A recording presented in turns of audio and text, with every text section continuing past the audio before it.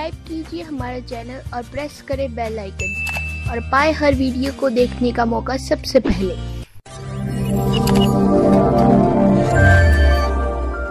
की चेष्टा करते हैं इतने दूसरा चार हो जाता है। पहले अक्षय रोग था, उस पे कंट्रोल किया तो कैंसर हो गया। कैंसर का भी 10-2% को सहारा मिला तो आगे से एड्स शुरू होगी। और तेरा गजब, एक तो एक आगे नई बीमारियां, किसी का कोड लग गया, किसी का किसी प्रकार की तकलीफ, किसी का बेटा मर गया, किसी का पूरा परिवार नष्ट हो गया। अब कलयुग में इसलिए परमात्मा ने कहा था कि मैं अपने बच्चों को कलयुग में संभालूंगा, कि कलयुग में पिछले तो पुण्य आपके पास रहेंगे नहीं, प्रारब्ध में बहुत कम पुण्य आएंगे तुम्हारे हिस्से में और दुख होंगे गणे। और जो पूजाएं तुम उस समय कलयुग में आप कर रहे होगे, जो काल के द्वारा भ्रमित, कोई देवता की, कोई भैरव की, कोई भूत की, कोई पितर की, या काल के द्वारा भेजे गए नकली संतों की, ये 10-12 संत पंथ बना रखे हैं, 15-16 पंथ हैं, और भी ये नए नए पंथ चल गए। इनमें भी आप पूजा कर रहे होगे तो भी आपको लाभ नहीं होगा, क्योंकि आपके पिछले संस्कार नहीं हैं। तो उस समय परमेश्वर ने कहा था कि तो काल ने ये कहा था कि कलयुग में इनको ऐसा कर दूंगा, ये भक्ति के योग नहीं रहेंगे, शराबी, कवाबी, स्वार्थी, निर्लज, ऐसी पिक्चरें बना दी। देखते आप देख लो पश्चिमी देशों में नग्न नाच हो रहा है, सरेआम जो घूम रहे हैं जैसे पशु घूमया करें नंगे, कोई कुर्ते के छोटे छोटे कपड़े पहनकर बहन बेटियां भी सरेआम ऐसे घूम रही है। तो ऐसी निर्लज्जता कर दी। अब ये हमारे समाज में भी घर करने लगी। पहले ओठों पर लिपस्टिक, ये नाखून पॉलिश और उस तरह के लटक मटक, ये पाउडर चटक मटक, ये कोई बहन बेटी हमने करती नहीं देखी। ऐसी वो वैसाएं किया करती थी, उनको घटिया औरतें माना करते थे। और आज देख लो, जब कोई भी पीछे नहीं रही बहन बेटियां, इसी बूंदी पॉलिश लाऊंगी, पूरे नौ न लाल कर लेंगी, मुंह ऐसा बूंदा लाल, देखते बूंदा शक्ल भी ना अच्छी लगे। तो इस तरह की ड्रामाबाजी इस काल ने करवा दी, हमें निर्लज बना दिया। और सरेआम डांस करती हैं ब्याह शादी में, बेटियां नाचे, उड़े बाप नाचे, उड़े बेटी नाचे, उड़े माँ नाचे। अरे थारा गजब, इधर वैसा ही नाचा करती थी कि तो बंद कोठों में, आज सरेआम नचा दिए काल ने हमारे को। हम निर्लज हो गए। अब इस समाज को देखो, कल बताया था आपको कि इस शिक्षा का अवगुण घना है, लाभ एक है। और ये लाभ सब अवगुणों को सेट कर देगा। कि अवगुण ये है कि निर्लज्जता, चातुरता, हम एक दूसरे के जो है ना प्रिय नहीं रहे, अपनी चतुरता के कारण काग बन गए। काग क्या करता है कि जैसे कौवा होता है, गधे की चोंच कमर टूटी होती है और उस जख्म को ही दूनी चोंच मार मार कर उससे खाता है। हम इस चतुरता के कारण रिश्वत लेते हैं, किसी का काम नहीं कर, अधिकारी पैसा लेने के लिए उनको 100 ऑब्जेक्शन लगाकर चक्कर कटाते रहते हैं। कोई 2 का 20 बनाते हैं। सब घी में मिलावट, दूध में मिलावट, सब्जी में, हर चीज में मिलावट।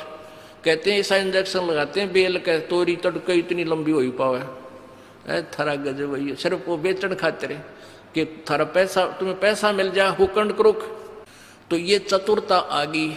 अब डॉक्टर लोग देख लो, सभी तो नहीं हुआ करते, लेकिन 80% इतना जुल्म करते हैं। 2 रुपये का 100 रुपये मांग ले, 200 मांग ले, कोई टाला नहीं, 500 मांग ले, 1000 गरीब आदमी से। और भी किसी स्तर में देख लो, आप कोई पीछा नहीं रह रहा। जिसका भी जहां दाव लगता है वो तुरंत डंक मार देता है। जिसके पास कोई लाउट में रोड करने सथाना नहीं है, वो तो करेगा कहां से। तो अब इसमें अवगुण तो इतने हो गए, माया माया दिखाई देती, ना भाई दिखता, ना बाण दिखती, ना भगवान दिखाई देता। और गुण इसमें एक है इस शिक्षा में कि हम अपने सदग्रंथों को स्वयं पढ़कर भगवान पहचान लेंगे। और इस भगवान के पहचानने के उपरांत, इस ज्ञान को सुनने के बाद अपने आप ये माया की हवस नष्ट हो जाएगी, क्योंकि हमें पता चल जाएगा कि हमारे 2 नंबर के काम जुड़ सकता, पैसा नहीं रह सकता, क्योंकि हमारे भाग्य में नहीं है। और भाग्य से ज्यादा ले लिया तो ना जाने किस प्रकार जाएगा। एक भक्त ने बताया कि मेरा इकलौता पुत्र बीमार हो गया और मैं उसके ट्रीटमेंट के लिए पहले तो किसी ने बताया इस पर छाया है, इस पर प्रेत है, जंतर मंत्र करने वालों के पास लौटा 20-30 हज़ार रुपये वहाँ लगाए। फिर डॉक्टर लोकल हॉस्पिटलों में दिखाया, वहाँ काफ़ी पैसे लगे। फिर बताया इसके दोनों किडनी फेल होगी, all India medical institute Delhi गया, वहाँ किसी से रिश्तेदार से ले लवा के वो गुर्दा पैसे वैसे दे के कहते उसके 3 लाख रुपए लड़के के लगे, दोनों किडनी चेंज कराई। वो किडनी तो सफल होगी, सुख की सांस ली, 3 लाख रुपये लाग गए। और 6 महीने के बाद वो इकलौता पुत्र बस एक्सीडेंट में मर गया। ओ तेरा गजब है, टक्कर मार मार कर रोया। उसने जब ये ज्ञान सुना कि जो तुम 2 नंबर से पैसा इकट्ठा करना चाहते हो तुम्हारे भाग्य में नहीं है, अगर ऐसा इकट्ठा कर भी लोगे तो अगर 2 लाख कर लिया तो 3 लाख रुपए तुम्हारे ना जाने किस कारण से और कहां से निकल जाएंगे, और वो पाप रह जाएंगे जो के तो जो आपने फिर भोगने पड़ेंगे। वो पाप यूं के यूं रह जाएंगे, पैसा नहीं रहेगा जो तुम्हारे भाग्य में नहीं था, तुमने धक्के से कहीं से इकट्ठा भी कर लिया था। तो उसने फिर अपनी कथा बताई कि जैसे ऐसे मैं बहुत जुल्मी आदमी था, अब आपके ज्ञान से आंखें खुल गई। एक 2 रुपये की रील आया करती 20-30 साल पहले, 35 साल पहले। ये कैसेट होती है टेप की, ये टेप चले थे उस टाइम, और उस पर दूसरी कंपनी जो अच्छी बिकती थी उसकी मोहर लगा देते थे एक, और 2 रुपये के रिफल थोक के वाला आता था तोल के बाद से, और 35 रुपये की बेचा करता हुआ कैसेट। किसी और कोई खराब हो जाती धमका देता था, भाग जा, ओरिजिनल दे रखी थी बनता है। तो आज मेरे साथ ठीक बनी, और थोड़ी सजा है मुझको आपके ज्ञान से पता लग गया, मेरे जैसे दुष्ट को तो और सजा चाहिए थी। तो पुण्यात्माओं, इस ज्ञान से इस माया की हवस को तो खत्म कर देंगे, ये निर्लज्जता भी खत्म हो जाएगी। हमारी बहन बेटियों देख लो यहाँ पर किस प्रकार आती हैं, एक देवी आया करती हैं ऐसे, ना कोई फंड करती, अपना सीधे साधे कपड़े पहन कर जो एक आम सभ्य समाज में होना चाहिए ऐसा इनका व्यवहार हो गया है। और जाके देख लो कितने शहरा में कार्टून बने अंडे हैं लड़कियां।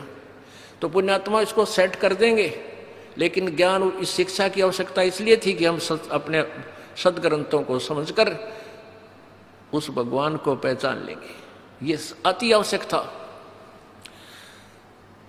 तो परमात्मा कबीर जी ने ये शिक्षा अब सार्वजनिक करनी पड़ी।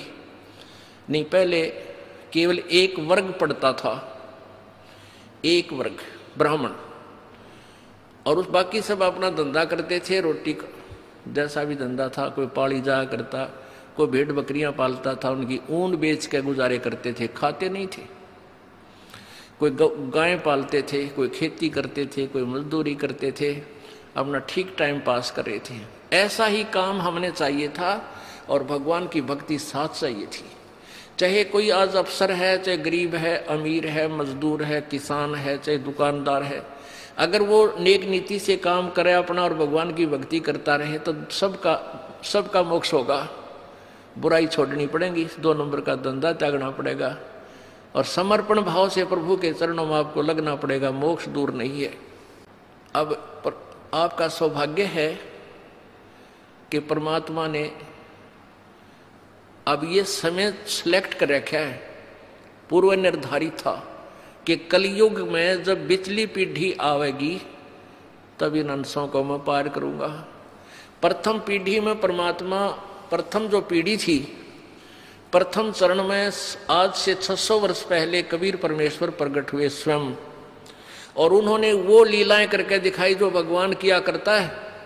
जैसी लीलाएं कबीर परमेश्वर ने की, आज हमारे वेद बताते हैं कि वो परमात्मा ऐसे आता है, छोटा सा शिशु रूप धारण करके आता है, फिर उसकी परवरिश कुंवारी गांव से होती है, वो बड़ा होकर के फिर अपना ज्ञान प्रचार करता है, उसको लोग कवि कहने लग जाते हैं, वो एक सुप्रसिद्ध कवि की उपाधि प्राप्त करता है, लेकिन वो परमात्मा होता है, और वो ऊपर तीसरे धाम में रहता है, सतलोक में रहता है, और वहां से चल कर आता है, गति करके आता है, अपनी प्यारी आत्माओं, श्रेष्ठ आत्माओं को मिलता है। और जो उसकी शरण में आ जाते हैं उनके सर्व रोग, हर तरह के किसी प्रकार की बीमारी है घर में, शरीर में, या कोई और आपत्ति है, कर्म दंड है, उन सब को नाश करके उनको सतभक्ति देता है, सुखी करता है और सतभक्ति करवा के उनको सत्यलोक ले जाता है। वो था पहला चरण।